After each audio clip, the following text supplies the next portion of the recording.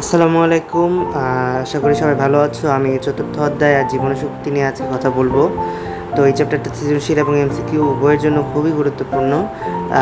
এই চ্যাপ্টারটা বেসিক্যালি সালোক সংশ্লেষণ উদ্ভিদের আর শ্বসন নিয়ে আর কি, জীবের শ্বসন নিয়ে আর কি কথা বলছে। তো সালোক সংশ্লেষণ আর শ্বসনের কিছু বেসিক ক্রাইটেরিয়া বা বেসিক জিনিস পড়ায় আমি হচ্ছে মেন পড়ায় যাব। তো চলো শুরু করি। তো এই চ্যাপ্টারে আর কি তোমরা একটা নতুন জিনিসের সাথে পরিচয় হবে, সেটা হচ্ছে তোমাদের এটিপি। তো এটিপি কী জিনিস আমি এটা পরে বলতেছি। তো আগে আমরা কি জানি, উদ্ভিদ উদ্ভিদ কী করে, বাতাস থেকে কার্বন ডাইঅক্সাইড নেয়, তারপরে কি বানায়, সেটা হচ্ছে তোমার শর্করা বানায়, আর পরিবেশে অক্সিজেন ছাড়ে। কার্বন ডাইঅক্সাইড পরিবেশ থেকে নেয় এবং অক্সিজেন হচ্ছে ছাড়ে। আর আমরা প্রাণীরা কি করি, প্রাণীরা সেই অক্সিজেনটা নেই, তারপরে এই যে শর্করাটা পাইলাম, এই শর্করাটা ভেঙে আমরা হচ্ছে শক্তি উৎপাদন করি। তো এই প্রথম 1 নাম্বার এটা দিলাম, এটা 2 নাম্বার দিই। তো 1 নাম্বারের জিনিসটা হচ্ছে তোমার সালোক সংশ্লেষণ, এই 2 নাম্বারের যে বিক্রিয়াটা এটা হচ্ছে তোমাদের শ্বসন। তো এই প্রাণী এই জিনিসটা না লিখে আমরা এখানে জীব লিখলে সবচেয়ে বেশি ভালো হয়, কারণ জীবের মধ্যে উদ্ভিদ এবং প্রাণী দুই আছে, তাই না? তো এখন উদ্ভিদ এবং প্রাণী দুই কেন লিখলাম, কারণ হচ্ছে তো তোমরা মনে করতে পারো যে উদ্ভিদ সবসময় কার্বন ডাইঅক্সাইডই নেয় আর অক্সিজেনই প্রোডাকশন করে।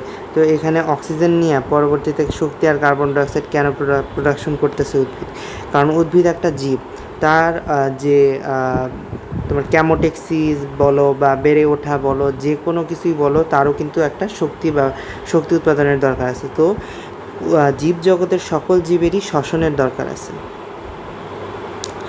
ঠিক আছে? সবার কিন্তু সালোক সংশ্লেষণের দরকার নাই, কারণ কি, শর্করা উদ্ভিদ প্রোডাকশন করতেছে, আমরা কি প্রাণীরা নিচ্ছি, ঠিক আছে? তো সেই ক্ষেত্রে কি আমরা হচ্ছে শ্বসনের ক্ষেত্রে শর্করাটা তোমার উদ্ভিদ থেকে নিচ্ছি, আর উদ্ভিদের ক্ষেত্রে যে শর্করাটা উদ্ভিদ নিজে নিজেই প্রোডাকশন করতেছে। তো এই কথাটা মাথায় রাখো যে শ্বসনের ক্ষেত্রে কিন্তু তোমার হচ্ছে যে অক্সিজেন, উদ্ভিদও কিন্তু অক্সিজেনকে কাজে লাগায় কার্বন ডাইঅক্সাইড প্রোডাকশন করতেছে। এই কথাটা কিন্তু অনেকেই জানতা না, আবার অনেকে জানতা, আমি জানি না যে কে কতটুকু জানতা, বাট এইটুকু কথা জেনে রাখো যে উদ্ভিদ সালোক সংশ্লেষণের সময় পরিবেশ থেকে কার্বন ডাইঅক্সাইড নেয়, আর হচ্ছে তোমার শ্বসনের সময় পরিবেশ থেকে অক্সিজেন গ্রহণ করে। এই কথাটা কিন্তু মাথায় রাখতে হবে যে উদ্ভিদ সবসময়ই কার্বন ডাইঅক্সাইড গ্রহণ করে না, উদ্ভিদ কোনো কোনো সময় অক্সিজেনও গ্রহণ করে, অক্সিজেন গ্রহণ করে আমার পরে আবার কার্বন ডাইঅক্সাইড বানায়, ঠিক আছে? এই কথাটা মানে যারা জানতেন না তারা আজকে নতুনভাবে জানলা। তো আমি আর কিছু না বলে এখন মেইন পড়ায় যাই। তো এখানে জীবনী শক্তি বা এটিপির কথা বলছে। তো এটিপি জিনিসটা কি, এটিপি জিনিসটা জানার আগে আমাকে তাহলে সেল থেকে শুরু করতে হবে, ঠিক আছে? তো জীবদেহের গঠন ও কার্যকরী একক হচ্ছে সেল। সেলের ভিতরে আছে তোমার নিউক্লিয়াসের ভিতরে আছে ক্রোমাটিন জালিকা বা হচ্ছে তোমার ক্রোমোজোম। ধরি ক্রোমোজোমের ভিতরে আছে তোমার ডিএনএ, ঠিক আছে? ডিএনএ তৈরি হয় তোমার হচ্ছে একটা হচ্ছে তোমার রাইবোজ সুগার, নাইট্রোজেন বেস, আর হচ্ছে তোমার ফসফেট দিয়ে। এটা হচ্ছে রাইবোজ সুগার, এটা হচ্ছে তোমার নাইট্রোজেন বেস, আর হচ্ছে তোমার ফসফেট। এটা হচ্ছে তোমাদের নিউক্লিওটাইড। আর ডিএনএ হচ্ছে তোমার পলিনিউক্লিওটাইড, ঠিক আছে? ডিএনএ হচ্ছে তোমাদের পলিনিউক্লিওটাইড। এই এইটা হচ্ছে তোমার একটা নিউক্লিওটাইড। আর পলিনিউক্লিওটাইড মানে কি বোঝাচ্ছে, অনেকগুলো নিউক্লিওটাইড, মানে অনেকগুলো নিউক্লিয়ার চেন এভাবে একসাথে যুক্ত হয়ে, ঠিক আছে, এইভাবে যুক্ত হয়ে তোমাদের ডিএনএ তৈরি করতেছে। আর ডিএনএর সাথে হিস্টোন প্রোটিন মিলেই তোমাদের ক্রোমোজোম গঠন করে। আচ্ছা যাই হোক, সেটা ভিন্ন কথা। তো এই যে রাইবোজ সুগারটা, ঠিক আছে, রাইবোজ সুগার তো একই থাকবে, ফসফেটও একই থাকবে, কিন্তু নাইট্রোজেন বেস বিভিন্ন ধরনের হতে পারে, যেমন কি পিউরিন এবং পাইরিমিডিন। তো পিউরিন এবং পাইরিমিডিনের মধ্যে আছে তোমার 5টা। কি কি আছে? অ্যাডেনিন, গুয়ানিন, সাইটোসিন, থায়ামিন আরেকটা হচ্ছে ইউরাসিল। ইউরাসিল থাকে আরএনএতে, ঠিক আছে। আর বাকি 4টা থাকে তোমার হচ্ছে ডিএনএতে। তা এখানকার যে অ্যাডেনিন, এ দিয়ে অ্যাডেনিন, এই কথাটা থেকে তোমার এটিপি আসবে, অ্যাডিনোসিন ট্রাইফসফেট, ঠিক আছে। তো অ্যাডিনোসিন ট্রাইফসফেট মানেটা কি? অ্যাডিনোসিন ট্রাইফসফেট কথাটার মানে হলো এই যে অ্যাডিনোসিন, এটা কোথার সাথে যুক্ত থাকে? একটা রাইবোজ সুগারের সাথে যুক্ত থাকে। আমি বললাম না নাইট্রোজেন বেস, ওই জিনিসটাই আঁকি আবার। তো এখানে পি দ্বারা ফসফেট, এস দ্বারা সুগার, নাইট্রোজেন বেস, তুমি যে অ্যাডেনিন, গুয়ানিন, সাইটোসিন, থায়ামিন, এটার মধ্যে তোমার কোনটা হবে? এটার মধ্যে হবে তোমার অ্যাডেনিন, ঠিক আছে, অ্যাডেনিন। তো এটা হচ্ছে একটা অ্যাডেনিন নিউক্লিওটাইড। এই অ্যাডেনিন নিউক্লিওটাইডের সাথে একটা ফসফেট দিলাম, আরেকটা দিলাম। এই 3টা ফসফেট যদি থাকে তাহলে সেটাকে বলবো আমরা অ্যাডেনিন ট্রাইফসফেট। আর যদি 2টা নিউক্লিওটাইড থাকে তাহলে আমরা বলবো অ্যাডেনিন ডাইফসফেট। তো এখানে এটিপি আর এডিপি বলতে এটিপি বলতে অ্যাডিনোসিন ট্রাইফসফেট বোঝায়, আর এটিপি বলতে অ্যাডিনোসিন ডাইফসফেট বোঝায়। তো এই এটিপি এবং এটিপি কোথা থেকে আসলো? একদম সেলুলার লেভেল থেকে ডিএনএ দিয়ে তারপরে আমরা এখানে আসলাম, ঠিক আছে। ডিএনএর স্ট্রাকচারের মধ্যে থাকে এটিপি, ঠিক আছে। আর এটিপিকে কেন শক্তি মুদ্রা বলা হয় এটা আমরা একটু পরে বুঝবো, ঠিক আছে। জৈব মুদ্রা বা শক্তি মুদ্রা কেন বলা হয়। তারপরে এখানে কি বলছে? জীবনী শক্তি বা জৈব শক্তি বলতে আমরা বিভিন্ন বা বিশেষ কোনো শক্তিকে বোঝাই না। আচ্ছা, এক রূপ থেকে অন্যরূপে পরিবর্তিত হয়। আচ্ছা, এখানে কিছু গাজাইছে। তারপরে আসো ডিএনএ এবং আরএনএর গাঠনিক উপাদান। এই যে ডিএনএ এবং আরএনএর মধ্যে আসছে, ডিএনএ আরএনএ গাঠনিক উপাদানগুলোর মধ্যে একটি হচ্ছে ডিএনএ এবং আরএনএ গাঠনিক উপাদানগুলোর একটি হচ্ছে তোমার অ্যাডেনিন। অ্যাডেনিন আমি কি বললাম? অ্যাডেনিন হচ্ছে একটা নাইট্রোজেন বেস। এই কথাটা একটু এক্সট্রা জেনে রাখতে পারো, কারণ ইন্টারে তোমার জানতেই হবে। আচ্ছা, নাইট্রোজেন বেস বলাই আছে। আচ্ছা, অনেকদিন পড়ি না তো, তাই আমি ভুলে গেছি। যাই হোক, এর সাথে 5 কার্বন বিশিষ্ট রাইবোজ সুগার যুক্ত হয়ে হয় অ্যাডিনোসিন, ঠিক আছে। এই 5 কার্বন বিশিষ্ট রাইবোজ সুগারের কথা এতক্ষণ বলতেছিলাম। এই রাইবোজ সুগারটা 5 কার্বন বিশিষ্ট। অ্যাডিনোসিন অণুর সাথে পর্যায়ক্রমে 1, 2 এবং 3টি ফসফেট ও ফসফরিক অ্যাসিড গ্রুপ যুক্ত হয়, যথাক্রমে অ্যাডিনোসিন মনোফসফেট, একটা যুক্ত হলে মনো, 2টা হলে ডাই, আর 3টা যুক্ত হলে ট্রাইফসফেট গঠন করে। ট্রাইফসফেটটা এটিপি, আর ডাইফসফেটটা হচ্ছে তোমার এডিপি। এটিপি আর এডিপি নিয়ে কথা বলবো। এডিনোসিন মনোফসফেট নিয়ে আমরা এই লেভেলে কথা বলি না, আমরা এখন এডিনোসিন মনোফসফেট নিয়ে বেশি যাই। আমরা মেডিকেলের লেভেলে এটা নিয়ে আর কি চর্চা করি। আচ্ছা, যাই হোক, তোমাদের লেভেলে এটার দরকার নেই। এভাবে ফসফেট যুক্ত করতে বাইরে থেকে শক্তি দিতে হয়। তো এই শক্তি কোথায় আসবে? কোথা থেকে আসবে? এই শক্তি আর খাবার থেকে পাবো। খাবার থেকে কী পাবো? শ্বসন প্রক্রিয়ার মাধ্যমে আমরা শক্তি উৎপাদন করব। সেই শ্বসন প্রক্রিয়ার মাধ্যমে এই এটিপির সাথে আরেকটা ফসফেট যুক্ত করে দিলেই তো আমার এটিপি হয়ে যায়। ঠিক এইভাবে এটিপি প্রোডাকশন হচ্ছে। তো এই শক্তিটা এটিপি রূপে আমরা স্টোর করে রাখতেছি। সো আরেকটা যখন আমার শক্তির দরকার হবে, তখন এটিপি থেকে কী হবে? একটা ফসফেট ভেঙে যাবে, শক্তি উৎপাদন হবে, আর এটিপি প্রোডাকশন হবে। তো এইভাবে শক্তিটা তখন আমরা কাজে লাগাবো। তো এটা একটা তোমার রিচার্জেবল ব্যাটারির কথা বলা আছে। তো সেখানে আমরা যাচ্ছি, পড়ে যাই এখান থেকে। এই বিক্রিয়ার নাম ডিফসফোরাইলেশন, মানে ফসফেট একটা কমে যাওয়া মানে ডিফসফোরাইলেশন, আর ফসফোরাইলেশন মানে হচ্ছে ফসফেট অ্যাডেশন, বা হচ্ছে তোমার এটিপি থেকে এটিপির প্রোডাকশন হয়। উল্লেখ্য, প্রতিমূল এটিপি অণুর প্রান্তীয় ফসফেট গ্রুপে 7.3 কিলো ক্যালোরি বা প্রায় 30.55 কিলো জুল শক্তি জমা থাকতে পারে, ঠিক আছে। এটা এমসিকিউর জন্য ইম্পর্টেন্ট আছে। তারপরে আসো কি বলছে? পরিবেশ থেকে শক্তি সংগ্রহ করে তাকে কোষের তথা জীবদেহের ব্যবহার উপযোগী রূপে পরিবর্তিত করার জন্য কাজ করে 2টি কোষীয় অঙ্গাণু, মাইটোকন্ড্রিয়া এবং প্লাজমা। এখানে শক্তি উৎপাদন করার যে কথাটা বলা হয়েছে, এখানে শক্তি উৎপাদন করার কথা মানেই শ্বসনের কথা বলা হয়েছে।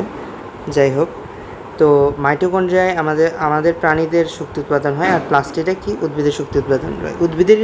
উভয়েরই রয়েছে ইলেকট্রন ট্রান্সপোর্ট সিস্টেম বা ইটিসি চেইন বলে, ইলেকট্রন ট্রান্সপোর্ট চেইন বলে এটাকে। সিতে হচ্ছে চেইন, ঠিক আছে। তো নামক এক সেট বিশেষ জৈব অণু যাদের কাজ হলো বাহ্যিক শক্তি উৎস থেকে আহরিত শক্তিকে এটিপি এর ফসফেট গ্রুপের শক্তি হিসেবে জমা করা, ঠিক আছে। তো মাইটোকন্ড্রিয়ার ক্ষেত্রে সেই শক্তি উৎস হতে পারে পুষ্টি উপাদান গ্লুকোজ এবং অন্তর্বর্তীকালীন অণু NADH2। এখানে NADH2-এর ফুল ফর্ম হচ্ছে নিকোটিনামাইড বা নিকোটিন অ্যাডেনিন ডাইনিউক্লিওটাইড ফসফেট, বা এখানে ডাইনিউক্লিওটাইড NADP হওয়ার কথা ছিল, এনএডিপির কথাটাই আমরা বেশি বলি, কিন্তু এখানে রিডিউসড এনএডিপি ইউজ হয়েছে আর কি। রিডিউসড মানে কি? রিডিউস মানে হচ্ছে বিজারিত। বিজারণ মানে কি? বিজারণ মানে হচ্ছে হাইড্রোজেন অ্যাডেশন। এখানে হচ্ছে সেজন্য একটা হাইড্রোজেন অ্যাড আছে, ঠিক আছে। Nicotinamide adenine dinucleotide. ওকে, প্লাস্টিডের বিশেষত ক্লোরোপ্লাস্টের ক্ষেত্রে সেই শক্তির উৎস হলো সূর্যালোক। আর আমাদের ক্ষেত্রে শক্তির উৎস কোনটি? শক্তির উৎস হচ্ছে আমরা যে শর্করা থেকে পাচ্ছি সেটাই। এটিপি এর রাসায়নিক বন্ধন ভেঙে যে শক্তি বের হয়, সেই শক্তি দিয়ে জীবদের প্রতিটি জৈবনিক কাজ, অর্থাৎ মাংসপেশির সংকোচন থেকে ইন্দ্রিয়ানুভূতি, খাবার খাওয়া থেকে হজম করা সব, এবং কি নিঃশ্বাস মানে হচ্ছে আমরা যে ঘুমায় থাকি তখন আমাদের দেহে শক্তির প্রয়োজন হয়, কারণ তখন আমাদের শরীরে মেটাবলিজম হয়। এখন আসো এই যে দেখো এখানে কী বলছে, যে জারণ থেকে নির্গত শক্তি মানে হচ্ছে রিডাকশন। এখানে রিডাকশন এবং অক্সিডেশনের খুবই গুরুত্বপূর্ণ। জারণ বলছে, জারণ মানে অক্সিডেশন, সরি, বিজারণ মানে হচ্ছে রিডাকশন, ঠিক আছে।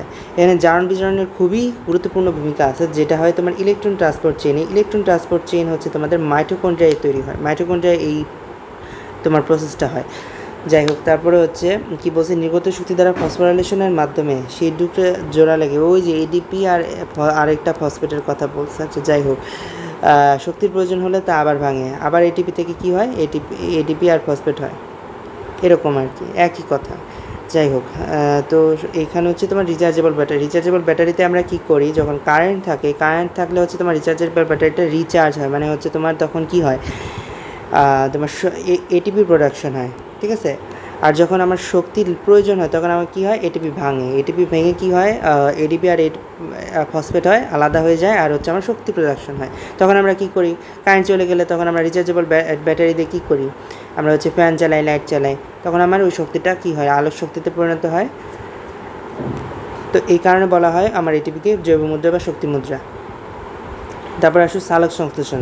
সবুজ উদ্ভিদের একটি গুরুত্বপূর্ণ বৈশিষ্ট্য হলো এরা সূর্যালোকের উপস্থিতিতে কার্বন ডাইঅক্সাইড এবং পানি থেকে কার্বোহাইড্রেট বা শর্করা জাতীয় খাদ্য তৈরি করে। আচ্ছা, যাই হোক, এই প্রক্রিয়া আলোক শক্তি কোন শক্তিতে রূপান্তরিত হচ্ছে? সালোক সংশ্লেষণে আলোক শক্তি রাসায়নিক শক্তিতে রূপান্তরিত হচ্ছে। এখানে কিন্তু একটা এমসিকিউ পেয়ে যেতে পারো। তারপরে কি বলছে, সবুজ উদ্ভিদের প্রস্তুত খাদ্য নিজে বেঁচে থাকার জন্য প্রয়োজনীয় বিপাকের প্রক্রিয়া সম্পাদন করতে ব্যবহার করে এবং অবশিষ্ট খাদ্য ফলমূল, কাণ্ড অথবা পাতায় সঞ্চিত রাখে। উদ্ভিদে সঞ্চিত এই খাদ্যই পরে আমরা এই মানব জাতি, এই যে শর্করা, যে শাকসবজি যেগুলো খাই আর কি, এখান থেকে শর্করা পাই, ভাত খাই, ঠিক আছে। তারপর সালোক সংশ্লেষণের জন্য প্রয়োজনীয় উপকরণগুলো হলো ক্লোরোফিল, পানি, আলো, কার্বন ডাইঅক্সাইড। সালোক সংশ্লেষণ একটি জৈব রাসায়নিক বিক্রিয়া, এটাতেও এমসিকিউ আসতে পারে। এখান থেকে মনে রাখতে হবে যে আলো আর ক্লোরোফিল সেটা হচ্ছে তোমাদের ক্যাটালিস্ট হিসাবে কাজ করে। আলো, ক্লোরোফিল এটা হচ্ছে তোমাদের ক্যাটালিস্ট হিসেবে কাজ করে। তারপরে আসো যে এখান থেকে একটা জিনিস দেখো, যে পানি আর কার্বন ডাইঅক্সাইড মিলে হচ্ছে শর্করা তৈরি করতেছে, পরিশেষে আবার পানি অ্যান্ড অক্সিজেন তৈরি করতেছে। তো কার্বন ডাইঅক্সাইডে অক্সিজেন পরিণত হচ্ছে, আর পানিটা হচ্ছে তোমার অর্ধেক পানি আর অর্ধেক মিলে হচ্ছে তোমার সালোক সংশ্লেষণের মাধ্যমে শর্করা তৈরি হচ্ছে, ঠিক আছে। তো কি বলছে এখানে, পাতার ম্যাসেবল টিস্যু সালোক সংশ্লেষণ প্রক্রিয়ার প্রধান স্থান, এটা খুবই ইম্পর্টেন্ট। পাতার ম্যাসেবল টিস্যু যে সালোক সংশ্লেষণ প্রক্রিয়ার প্রধান স্থান, এটা এমসিকিউর জন্য ইম্পর্টেন্ট। স্থলজ সবুজ উদ্ভিদ মাটি থেকে মূলের মাধ্যমে পানি শোষণ করে, এটা তো খুবই কমন সেন্সের ব্যাপার। জলজ উদ্ভিদ পানিতে দ্রবীভূত কার্বন ডাইঅক্সাইড ইউজ করে। এখানে একটা ইন্টারেস্টিং জিনিস আছে, সেই জিনিসটা হলো বায়ুমণ্ডলে 0.03% আর পানিতে 0.3% কার্বন ডাইঅক্সাইড আছে, এবং এটা প্রমাণ করে জলজ উদ্ভিদের সালোক সংশ্লেষণের হার স্থলজ উদ্ভিদ থেকে বেশি। তো স্থলজ উদ্ভিদ কোনগুলো, এখন ধরো যে আমরা একটা শাক খাই, সেটার নাম হচ্ছে তোমার কলমি শাক, আমি যদি ভুল না হয়ে থাকি। কলমি শাকটা পানির নিচে থাকে, তো কলমি শাকের মধ্যে তার মানে সালোক সংশ্লেষণের হার বেশি হবে। সালোক সংশ্লেষণের হার যার বেশি হবে তার কিন্তু শর্করা প্রোডাকশনের হারও বেশি হবে, ঠিক আছে। তার মানে কলমি শাক থেকে আমরা বেশি বেশি শর্করা পাই, এটাই প্রমাণ করতেছে, আমি যদি ভুল না হয়ে থাকি। এখন আমি শাক সবজি কিন্তু কমই চিনি, তোমরা বলবা যে আমি সঠিক বলছি নাকি ভুল বলছি। এখন আসো, অক্সিজেন এবং পানি সালোক সংশ্লেষণের উপজাত দ্রব্য। উপজাত কি মানে হচ্ছে যেটা হচ্ছে আমরা তৈরি করলাম, আমি কিন্তু মানে হচ্ছে 12টা পানি থেকে আবার আমি 6টা পানি তৈরি করছিলাম, আর 6টা কার্বন ডাইঅক্সাইড থেকে আমরা 6টা অক্সিজেন তৈরি করছিলাম। তোমরা কিন্তু উপরের বিক্রিয়াটা দেখবা, এটি একটি জারণ বিজারণ প্রক্রিয়া, বুঝলাম, এটা জারণ বিজারণ প্রক্রিয়া, এটা দিয়েও এমসিকিউ আসে। এই প্রক্রিয়ায় পানি জারিত হয় এবং কার্বন ডাইঅক্সাইড বিজারিত হয়। কোনটা জারিত হয় কোনটা বিজারিত হয় এটাও এমসিকিউর জন্য ইম্পর্টেন্ট, তো এই প্যারাটা এমসিকিউর জন্য ইম্পর্টেন্ট। সালোক সংশ্লেষণের প্রক্রিয়া এখন হচ্ছে প্রসেস। কে দিছে ব্ল্যাক ম্যান এমসিকিউ। তারপরে হচ্ছে পর্যায়, কয়টি পর্যায়ে? আলোক নির্ভর পর্যায়ে, আলোক নিরপেক্ষ পর্যায়ে। আলোক নিরপেক্ষ পর্যায়ে কী কী কমপ্লেক্সিটি আছে? C3C উদ্ভিদ এবং C4 উদ্ভিদ, এটা নিয়ে আমরা এখন পড়বো। আলোক নির্ভর পর্যায়ে, আলোক নির্ভর পর্যায়ে, আলোক নির্ভর পর্যায়ের জন্য তোমার আলো অপরিহার্য। এই পর্যায়ে সৌরশক্তি রাসায়নিক শক্তিতে রূপান্তরিত হয়। অ্যাডিনোসিন ট্রাইফসফেট, তারপরে হচ্ছে NADPH, যে যা বিজারিত, বললাম না, যেখানে বিজারিত বলবে বা রিডিউসড, সেখানে হচ্ছে তোমার হাইড্রোজেন অ্যাডিশন। হাইড্রোজেন অ্যাডিশন মানে বিজারিত। নিকোটিনামাইড অ্যাডেনিন ডাইনিউক্লিওটাইড ফসফেট, এই যে ফসফেটই বলছে, ঠিক আছে, পি কিন্তু নাই, পি কিন্তু তো আগেরটাই ছিল না, কিন্তু আমরা এখানে ফসফেট বলবো। হাইড্রোজেন বা প্রোটন, ঠিক আছে, হাইড্রোজেন বা প্রোটন বা ফোটন যাই বলো, আলোর ফোটন কণা থেকে রূপান্তরিত এই শক্তি ইলেকট্রন ট্রান্সপোর্ট চেনের মাধ্যমে সঞ্চিত হয় এটিপি অণুর ফসফেট গ্রুপের রাসায়নিক বন্ধন শক্তি হিসেবে। এই বিক্রিয়ায় ক্লোরোফিল গুরুত্বপূর্ণ ভূমিকা পালন করে। ক্লোরোফিল অণু আলোকরশ্মির ফোটন শোষণ করে এবং শোষণকৃত ফোটন থেকে শক্তি সঞ্চয় করে, এবং এটিপি এবং অজৈব ফসফেটের সাথে মিলিত হয়ে যে শক্তি যে পাইলো, সেই শক্তিকে কী করবে? শক্তি দেওয়া তোমার হচ্ছে জোড়া লাগাবে, এটিপি বানায় দিবে, সংরক্ষণ করে রাখবে। পরে যখন শক্তির দরকার হবে, এটিপিটা ভাঙবে আবার অন্য শক্তিতে রূপান্তরিত করবে, ঠিক আছে। তারপরে এখন আলোক নিরপেক্ষ পর্যায়ে আসো। আলোক নিরপেক্ষ পর্যায়ে হচ্ছে প্রত্যক্ষ আলোর প্রয়োজন পড়ে না, তবে আলোর উপস্থিতিতে এই প্রক্রিয়া চলতে পারে, এমন একটি প্রক্রিয়া। এটা কে দিছে হচ্ছে সেটা নিয়ে আমরা হচ্ছে তোমার চাইছি এখানে, যেমন হচ্ছে তোমার কেলভিন দিছে একটা C3 উদ্ভিদের জন্য কেলভিন চক্র, আর হ্যাচোস্ক্লাস চক্র আছে তোমার দিছে C4 উদ্ভিদের জন্য। প্রাসুলিয়ান অ্যাসিড বিপাক, এটা ইম্পর্টেন্ট আছে, এখান থেকে তোমরা MCQর জন্য এখান থেকে আসতে পারে যে কোনটা হচ্ছে আলোক নির্ভর পর্যায়ের চক্রগুলা নাম কি আর কি, যাই হোক।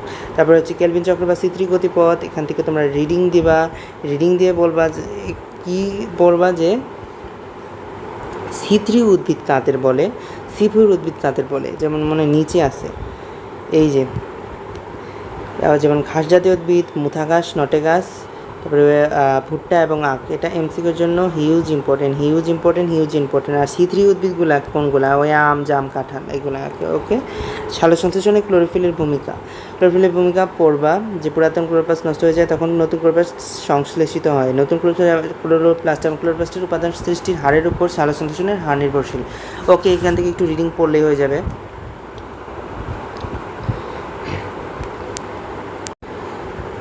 তারপরে আসো সালোকসংশ্লেষণে আলোর ভূমিকা। সালোকসংশ্লেষণে আলোর গুরুত্বপূর্ণ ভূমিকা পালন করে, কেন, কোন আলোতে হচ্ছে তোমার সালোকসংশ্লেষণ ভালো হয় আর কোন আলোতে ভালো হয় না, এটা কিন্তু এখানে বলা আছে। যেমন কি সূর্যালোকের প্রভাবে পত্ররন্ধ্র উন্মুক্ত হয়, এটাও বলা আছে, এটাও একটা গুরুত্বপূর্ণ ভূমিকা, এটাও MCQর জন্য ইম্পর্টেন্ট আছে। কিন্তু সবচেয়ে বেশি ইম্পর্টেন্ট যেমন হচ্ছে কি সবুজ কিংবা হলুদ আলোতে সালোকসংশ্লেষণ ভালো হয় না। এটা একটা কথা মনে রাখবা যে পাতার রং যেটা সেটাতে হচ্ছে সালোকসংশ্লেষণ ভালো হয় না। এটা নিয়ে এই নিমনিক দিয়ে তোমরা মনে রাখতে পারো। আর কি আলো আছে তাহলে? লাল নীল আলোতে তার মানে তোমার সালোকসংশ্লেষণ ভালো হবে। লাল, নীল, কমলা, বেগুনি অংশটিতে সালোকসংশ্লেষণ ভালো হয়, এটা MCQর জন্য ইম্পর্ট্যান্ট। তো এখানে কি বলছে, সাধারণত এত থেকে ন্যানোমিটার তরঙ্গদৈর্ঘ্য বিশিষ্ট আলোতে সালোকসংশ্লেষণ সবচেয়ে ভালো হয়। এই যে 400 থেকে 480 এবং 680টা হচ্ছে তোমার লালের তরঙ্গ দৈর্ঘ্য, আর 400 থেকে 480 হচ্ছে তোমার নীলের তরঙ্গ দৈর্ঘ্য। তারপর নীল এবং লালের সবচেয়ে ভালো হয়। তারপরে আসো সালোকসংশ্লেষণের প্রভাবক। আলো, তারপর কার্বন ডাইঅক্সাইড, তাপমাত্রা বেশি প্রভাবক হিসেবে কাজ করে। কত থেকে কত ডিগ্রি সেলসিয়াসের মধ্যে তোমার চলতে মানে খুবই ভালো হয়। তারপরে হচ্ছে তাপমাত্রা এত, আচ্ছা ঠিক আছে, পানি কতটুকু লাগে, অতিরিক্ত পানি ঘাটতির কারণে এনজাইম শক্তিটা বিনষ্ট হয়ে সালোকসংশ্লেষণ বাধাগ্রস্ত হয়। তারপরে আসো তার মানে পানি হচ্ছে তোমার গুরুত্বপূর্ণ প্রভাবক, মানে পানি বাড়লে সালোকসংশ্লেষণ বাড়বে। তারপরে হচ্ছে অক্সিজেনের কথা বলছে, বাতাসে অক্সিজেনের ঘনত্ব বেড়ে গেলে সালোকসংশ্লেষণের হার কমে যায়, আর অক্সিজেনের ঘনত্ব কমে গেলে সালোকসংশ্লেষণের হার বেড়ে যায়। মানে এটা হচ্ছে তোমার কি বলবো, ইনভার্সলি প্রপোর্শনাল। ডিরেক্টলি প্রপোর্শনাল ছিল উপরের এগুলা, কিন্তু এগুলো হচ্ছে তোমার ইনভার্সলি প্রপোর্শনাল। কী বলছে, অক্সিজেনের ঘনত্ব বেড়ে গেলে সালোকসংশ্লেষণের হার কমে যাচ্ছে, ওগুলো তো ছিল বেড়ে গেলে বেড়ে যায়, আর এটা হচ্ছে বেড়ে গেলে কমে যায়, কমে গেলে বেড়ে যায়, ঠিক আছে। এটা একটু তোমার ইম্পর্টেন্ট আছে, ঠিক আছে, MCQ এর জন্য। তারপরে আসো খনিজ পদার্থের প্রধান উপাদান কী আছে? নাইট্রোজেন ও ম্যাগনেসিয়াম। MCQ, লোহার অনুপস্থিতিতে পাতা ক্লোরোফিল সংশ্লেষণ করতে পারে না এবং পাতা হলুদ হয়ে যায় কখন? লোহার অনুপস্থিতিতে, এটাও MCQ। কাজে মাটিতে এসব খনিজের অভাব হলে সালোকসংশ্লেষণের হার অবশ্যই কমে যায়, এটাও ইম্পর্টেন্ট। তারপরে আসো রাসায়নিক পদার্থ। বাতাসে ক্লোরোফর্ম, হাইড্রোজেন সালফাইড, মিথেন এবং কোনো বিষাক্ত গ্যাস, এগুলো সবই বিষাক্ত গ্যাস, এটা সবসময় মনে রাখবা। এটাও ইম্পর্টেন্ট। তারপরে হচ্ছে অভ্যন্তরীণ প্রভাবক সময়, পাতার বয়স এবং সংখ্যা, একেবারে কচি পাতায় এবং বয়স্ক পাতায় কম হয়। শর্করার পরিমাণ কম হলে সেখানে জমা হয়ে থাকে, বিকেলে পাতায় শর্করা বেশি জমা হয়ে বলে সার সংস্থা, এটা ইম্পর্টেন্ট আছে। তারপরে আসো পটাশিয়ামটা তো তোমার খনিজ উপাদানের মধ্যে পড়ে গেল, এখানে আবার দিচ্ছে কেন, যাই হোক পটাশিয়ামের অভাবে সার সংশ্লেষণের পরিমাণ বেশ কমে যেতে দেখা যায়। এটা হচ্ছে তোমার অভ্যন্তরীণ প্রভাবক হিসেবে কাজ করছে। তোমরা কিন্তু আবার খনিজ পদার্থের সাথে এখানে কিন্তু মিলিয়ে ফেলতে পারো, তো এটা কিন্তু আলাদা করে পড়বা। ওখানে ছিল নাইট্রোজেন এবং ফসফরাস, আর অভ্যন্তরীণের ক্ষেত্রে পটাশিয়াম। এনজাইম আছে, বিভিন্ন ধরনের এনজাইম প্রয়োজন হয়, অবশ্যই এনজাইমের প্রয়োজন হয়, এটা তুমি ইন্টারে জানতে পারবা। জীবজগতে সালোক সংশ্লেষণের গুরুত্ব, আমরা চলতেই পারবো না, এটা হচ্ছে গুরুত্ব অপরিসীম লেখা দিলেই হয়ে যাবে, কিন্তু তোমরা একটু পড়বা, ঠিক আছে। তারপরে এখানে কী কী দিয়েছে, যাই হোক। তারপরে শ্বসন শুরু হলো। শ্বসন হচ্ছে আমরা হচ্ছে এটিপি শ্বসন, আমি অনেক গাজাইছি, তো এটা একটু তাড়াতাড়ি যাবো। শ্বসনের প্রকারভেদ বলছে সবার শ্বসন এবং অবাধ শ্বসন। ওখানে আমরা সালোক সংশ্লেষণে কী বলছিলাম, আলোক নিরপেক্ষ পর্যায়ে, আলোক নির্ভর পর্যায়ে। তার মানে ওখানে আলো একটা গুরুত্বপূর্ণ বিষয়, কিন্তু শ্বসনের জন্য গুরুত্বপূর্ণ বিষয় হচ্ছে অক্সিজেন। সেই অক্সিজেনের উপর ডিপেন্ড করে দুই ভাগে ভাগ করছে, সেটা হচ্ছে তোমার অবাধ শ্বসন এবং সবাধ শ্বসন। সবাধ শ্বসন হচ্ছে তোমাদের অক্সিজেন মাধ্যমে প্রয়োজন হয় বা অক্সিজেনের মাধ্যমে হয় যেটা, সেই শ্বসনটা হচ্ছে সবাধ। আর যেটা হচ্ছে তোমার অক্সিজেন প্রয়োজন হয় না বা অক্সিজেন ছাড়া হয় বা অক্সিজেনের ঘাটতিতে অবস্থাতে যে শ্বসনটা হয় সেটা হচ্ছে তোমার অবাধ শ্বসন, ঠিক আছে। তো এই কথাটা মনে রাখবা। আর সবার শ্বসনে কিন্তু শক্তি বেশি উৎপাদন হয়, এই কথাটা খুবই ইম্পর্টেন্ট। তারপরে আসো কি এখানে কী বলছে, এই যে গ্লুকোজ হচ্ছে মানে শর্করাতে অক্সিজেন লাগবে, এখানে কিন্তু উদ্ভিদেও অক্সিজেনই লাগবে, আবার কার্বন ডাইঅক্সাইড প্রোডাকশন হবে, উদ্ভিদেও কিন্তু কার্বন ডাইঅক্সাইডই প্রোডাকশন হবে শ্বসনের ক্ষেত্রে, আর শক্তি প্রোডাকশন হবে, শক্তিটাই মেইন আর কি। যাই হোক, তারপর কি বলছে, 38টি এটি উৎপন্ন হয়, এটাও খুবই ইম্পর্টেন্ট, যদিও এটা পরবর্তীতে দেখাচ্ছে 36টি এটিপি উৎপন্ন হয়, কিন্তু তোমাদের এখানে 38টি বলছে, তোমরা 38টি পড়বা। তারপরে কি বলছে, অবাধ শোষণের ক্ষেত্রে কি বলছে, অবাধ শোষণের ক্ষেত্রে হচ্ছে তোমাদের এই ইথাইল অ্যালকোহল প্রোডাকশন হয়, এটা মেডিকেলের জন্য খুবই ইম্পর্টেন্ট। আমরা এখনও এটা পড়ি যে অবাধ শোষণে ল্যাকটিক অ্যাসিড উৎপন্ন হয়, এখানে তোমাদের ল্যাকটিক অ্যাসিড বলে না, ইথাইল অ্যালকোহল বলছে। যাই হোক, আমরা পড়ি যে অবাধ শোষণের ক্ষেত্রে ল্যাকটিক অ্যাসিড উৎপন্ন হয়। যে শ্বসন প্রক্রিয়া অনেক অক্সিজেনের অনুপস্থিতিতে হয় তাকে অবাধ শোষণ বলে, অর্থাৎ যে শ্বসন প্রক্রিয়ায় কোনো শ্বসনিক বস্তু অক্সিজেনের সাহায্য ছাড়াই কোষের ভিতরকার এনজাইম দিয়ে আংশিক রূপে জারিত, এই কথাটা মোস্টলি ইম্পর্টেন্ট। জৈব যৌগ কী উৎপন্ন হয়, ইথাইল অ্যালকোহলের সংকটটা তোমরা পড়বা, তুমি তো কেমিস্ট্রিতেও পড়তে হবে। ব্যাকটেরিয়া এবং ইস্ট ইত্যাদিতে অবাধ শোষণ হয়, এই এক্সাম্পলটা পড়তে হবে অবশ্যই। এবং কি সেই ইস্টে অবাধ শোষণ হয় বলে দেখেই তো যে তোমাদের পাইরুটি খোলাতে ইস্ট প্রোডাকশন করে, ঠিক আছে। ইস্টে অবাধ শোষণ হয় দেখেই হচ্ছে ভিতর থেকে কেক কেক বা কেকে কি দেয় কিনা জানি না, কিন্তু পাউরুটি তো দেয়, এটা আমি শিওর। ওখান থেকে হচ্ছে তোমার কার্বন ডাইঅক্সাইড হয়, প্রোডাকশন হয়, কার্বন ডাইঅক্সাইড ওই কী বলে পাউরুটিটাকে ফুলায় দেয়, এই কারণে হচ্ছে তোমার পাউরুটি স্পঞ্জি হয় এবং খেতেও ভালো হয়। আচ্ছা, যাই হোক, ওখানে এটিপি কত সেটা পড়ে নিবা। আর এই ছবিটা দেখলে খুবই সহজ, জীবন সহজ। যেমন হচ্ছে তোমার গ্লুকোজের প্রথমে কী হবে, গ্লাইকোলাইসিস হবে, তারপরে হচ্ছে গ্লাইকোলাইসিসের মাধ্যমে পাইরুভেট বা পাইরুভিক অ্যাসিড প্রোডাকশন হবে, পাইরুভিক অ্যাসিড থেকে তোমাদের অ্যাসিটাইল কোয়ে প্রোডাকশন হবে। অ্যাসিটাইল কোয়ে যখন তোমার ইলেকট্রন ট্রান্সপোর্ট চেইনে চলে যাবে তখন রিডিউসড হয়ে তোমার প্রোটন বা হাইড্রোজেন পাম্পের মাধ্যমে তোমার হচ্ছে তোমার এডিপি থেকে তোমার হচ্ছে এটিপি প্রোডাকশন হবে। আর এটিপি মানেই তো হচ্ছে তোমাদের শক্তি, তোমাদের 38টা হচ্ছে এটিপি প্রোডাকশন হওয়া। আর কি এখানে কি ছকটা নাই, ছকটা তো থাকার কথা, এই যে এই ছকটা কিন্তু খুবই ইম্পর্টেন্ট, এই ছকটা খুবই ইম্পর্টেন্ট। বোর্ড কোয়েশ্চেনে কি আসছিল কি না আমাদের সময়ে, কিন্তু এটা আসার কথা আর কি, আসার মতো আর কি। তো গ্লাইকোলাইসিসে কী হবে, পাইরুভিক অ্যাসিড উৎপন্ন হবে, কয় অণু, একটা শর্করা থেকে দুই অণু পাইরুভিক অ্যাসিড। অ্যাসিটাইল কোয়ে কি, দুই অণু তোমার কি বলছে, দুই অণু পাইরুভিক অ্যাসিড থেকে দুই অণু অ্যাসিটাইল কোয়ে এবং দুই অণু কার্বন ডাইঅক্সাইড, দুই অণু NaDH2, মানে ওই ছকটা শিখবা, তাহলে তোমাদের এগুলো পড়া লাগবে না, ঠিক আছে। তারপরে আসো ক্রেবস চক্রের মধ্যে কী বলছে, ক্রেবস চক্রের স্যার হ্যান্স ক্রেবস এই চক্রটি আবিষ্কার করে বলে ক্রেবস চক্র। আচ্ছা, এই পর্যায়ে অ্যাসিটাইল কোয়ে মাইটোকন্ড্রিয়াতে প্রবেশ করে ক্রেবস চক্রে এই পর্যায়ে কী উৎপন্ন হয় এবং কী প্রোডাকশন হয়। যেমন ধরো যে 2 অণু অ্যাসিটাইল কোয়ে প্রোডাকশন হয় থেকে 4 অণু কার্বন ডাইঅক্সাইড অ্যাসিটাইল কোতে আগেই প্রোডাকশন হয়েছিল। অ্যাসিটাইল কোয়ে থেকে 4 অণু কার্বন ডাইঅক্সাইড, 6 অণু NADH2, 2 অণু FeDH2 এবং 2 অণু GTP। এর মধ্যে তোমার 6 অণু NADH2 সাথে তোমার 3 গুণ করে মনে হয়, FeDH2 2 অণু যেহেতু এখানে হচ্ছে তোমার 2 গুণ করে, আর 2 অণু GTP এর সাথে একই গুণ করে আমার যতটুকু খেয়াল আছে।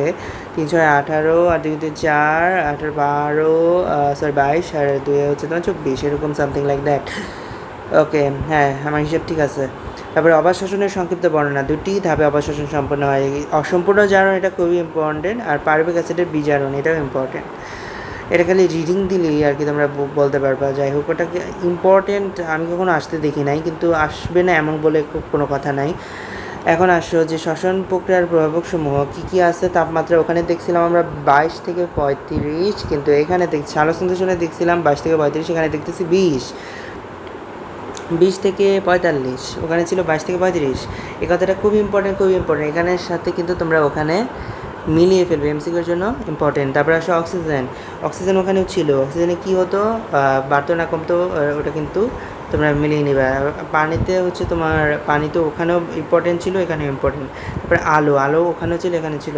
কার্বন ডাইঅক্সাইড ছিল কি না আমি তো মনে পড়তে পারছি না, কিন্তু তোমাদের এগুলো পড়তে হবে, সবগুলোই পড়তে হবে। যদি ভিতরে নাও পড়ো, সবগুলা বাহ্যিক প্রভাবক যেগুলো আছে, তাপমাত্রা, অক্সিজেন, পানি, এগুলো কিন্তু তোমাদের পড়তে হবে। অভ্যন্তরীণ প্রভাবকও আলাদা করে পড়তে হবে, কারণ বলবে যে নিচে কোনটি অভ্যন্তরীণ প্রভাবক। বলে দিল ধরো যে অভ্যন্তরীণ প্রভাবক তোমাদের সবগুলা ধরো যে অক্সিজেন, পানি, আলো, এই তিনটা দিল হচ্ছে তোমার বাহ্যিক প্রভাবক। উৎসেচক দেওয়া দিল তোমার 4 নম্বরে, সেটা হচ্ছে অভ্যন্তরীণ প্রভাবক। তার মানে এমসিকিউতে কোনটা আনসার করতে হবে, উৎসেচক আনসার করতে হবে। এইভাবে তোমাদের এমসিকিউগুলো আসবে, ঠিক আছে। অজৈব লবণ, ওখানে কিন্তু তোমার খনিজ পদার্থের কিছু ছিল, খনিজ পদার্থের মধ্যে তোমাদের হচ্ছে তোমাদের সালোক সংশ্লেষণে তোমাদের নাইট্রোজেন আর ফসফরাস আর হচ্ছে তোমার পটাশিয়ামের মধ্যে তোমাদের কোনটা অভ্যন্তরীণ কোনটা বাহ্যিক, সেটা কিন্তু এখনই তোমরা লিখে জানাও কমেন্টে। তারপরে আসো শ্বসনের গুরুত্ব। শ্বসনের গুরুত্ব এটা কি অপরিসীম, কারণ হচ্ছে সালোক সংশ্লেষণের জন্য আমাদের শর্করা তৈরি হয়, আর শর্করা থেকে আমরা শক্তি কীভাবে প্রোডাকশন করব, সেটাই কিন্তু আমাদের শ্বসন। যাই হোক, শ্বসনের এখানে দিছে। আচ্ছা যাই হোক, তারপরে তো শেষ হলো কোন সালোক সংশ্লেষণ প্রক্রিয়ায় উপজাত হিসেবে নির্গত হয়। সালোক সংশ্লেষণে তো আমাদের শর্করা, তারপরে শ্বসনে গ্লাইকোলাইসিস ধাপে হচ্ছে তোমাদের নিট কত অণু, 4 অণু হয়তো বা। তারপরে হচ্ছে ওয়াই এবং বি এর কাজ হচ্ছে, ওয়াই কী বলছে এটা, ওয়াই চিত্রে বি এর কাজ হচ্ছে, বি এর কাজ হচ্ছে নোজ, মানে এখানে নিঃশ্বাস প্রশ্বাসের কথা বলা হচ্ছে। যেমন অক্সিজেন গ্রহণ এবং কার্বন ডাইঅক্সাইড ত্যাগ, এই নিঃশ্বাস প্রশ্বাসের মাধ্যমে কিন্তু আমরা অক্সিজেন গ্রহণ করি এবং কার্বন ডাইঅক্সাইড ত্যাগ করি। যাই হোক, আর 4 নম্বরটার আনসার কী হবে অবশ্যই আমাকে কমেন্ট বক্সে জানাবা। তো আজকে এই পর্যন্তই, সবাই ভালো থাকুন। নেক্সট আরেকটা ভিডিও নিয়ে দেখা হবে। ভিডিওটি ভালো লাগলে অবশ্যই লাইক, কমেন্ট, শেয়ার করে এবং আমার চ্যানেলটি অবশ্যই এখনই সাবস্ক্রাইব করে দাও। তো আজকে এই পর্যন্তই, সবাই ভালো থাকো, আল্লাহ হাফেজ।